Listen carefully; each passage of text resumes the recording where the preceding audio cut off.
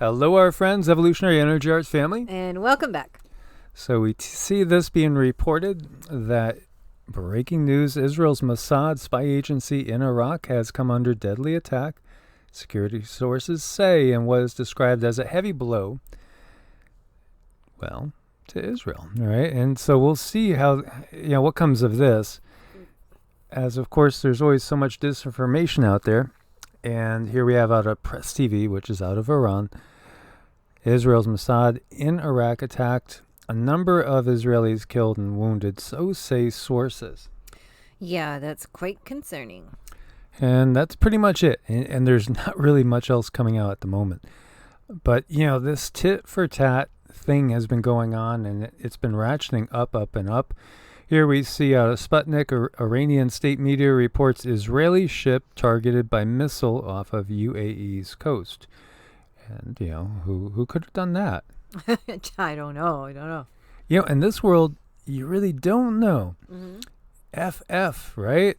Mm-hmm. Fake banners. Yes, I think that's what we were calling them before. Remember? Mm-hmm. Fake banners. They do happen. We could look back to Cuba and the U.S. back in the 50s, with the whole Cuban Missile Crisis thing going on. There was a plan to get things started so you could get that invasion underway, and it was declassified, of course, many, many years later.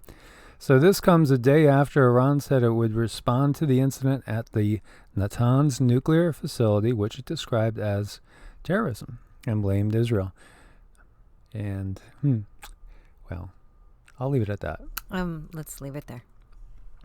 So we see here President Biden spoke to Vladimir Putin today, and the White House says Biden made it clear that the U.S. will act firmly in defense of its national interests in response to Russia's actions, such as cyber intrusions and election interference.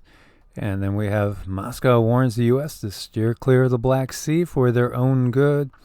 And this comes as we have news of, ships heading that way. And in fact, Biden invites Putin to Crunch Summit.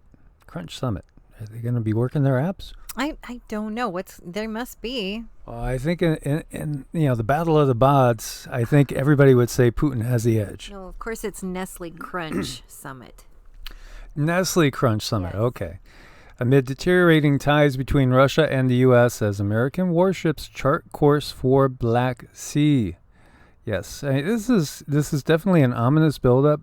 And as we've shared, the guides have said that this does have a possibility of going south. It does, and if this one does, it is kind of a really, really big deal. So we don't want that to happen, not with this one. As part of the talks, Biden was said to have voiced concerns over the sudden Russian military buildup in the Crimean Peninsula, also along the border with the Ukraine, calling upon Moscow to de-escalate tensions. And, that buildup is seriously concerning to many people. As you see, Crimean MPs call on the West to explain their military presence along Russia's borders. So there's a buildup going on both sides. And of course, we have China playing chicken with Taiwan every day. Like 2 days ago, 25 planes intruded, 25 military planes intruded.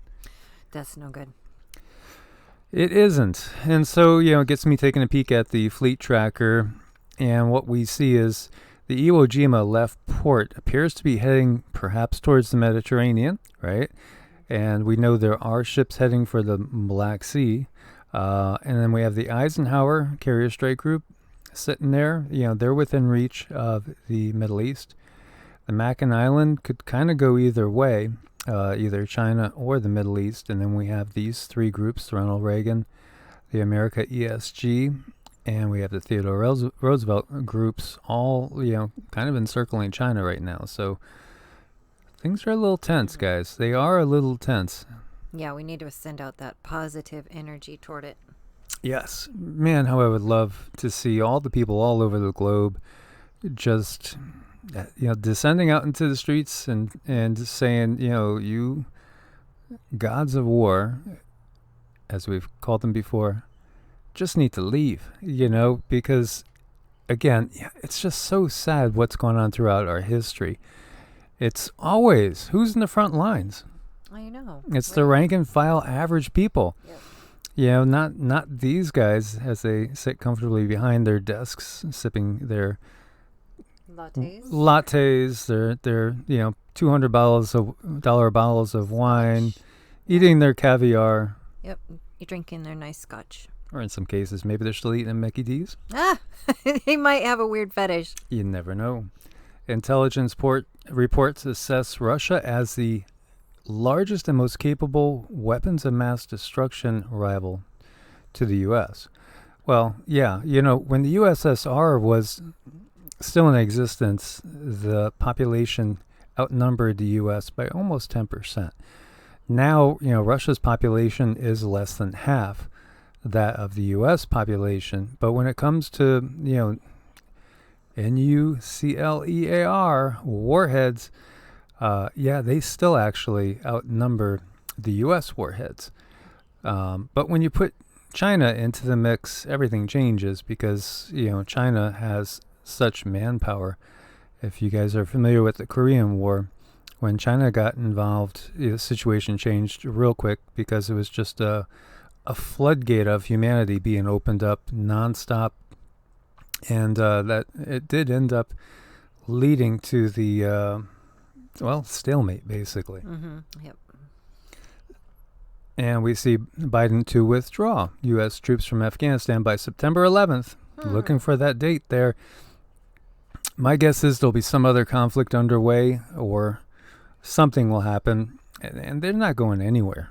I know, they're not going anywhere. Look at those numbers. Yep. I mean, how many times have we heard people say, we're going to end the war in Afghanistan, and yet it still goes on. Uh-huh.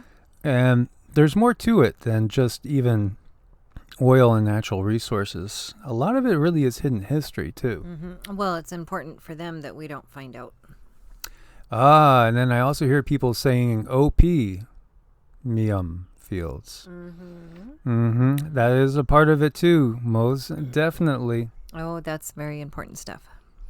And by the way, Iran claims to have begun 60 PC uranium enrichment. And Israel said they will not allow this to happen.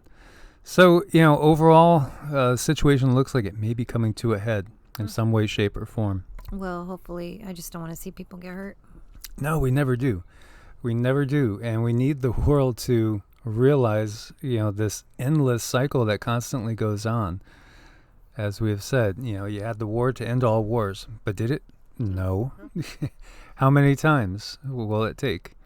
It's all a matter of people waking up and really, smelling the coffee and realizing exactly how things are done and for what purpose. It is, and it's going to take some effort. And those of you with those energetic abilities, throw some of that good energy at this. It will matter. Yeah, so let's send our prayers and intentions and visions that the people of the world will wake up and unite and overthrow just this reign of darkness that's been all enshrouded over the planet. Indeed. Yes, please. So thank you guys for your support on Ko-Fi and Patreon. Anybody needs to make an appointment, reach out to us at evolutionaryenergyarts@gmail or EEARTS@protonmail.com. God bless and namaste. Namaste.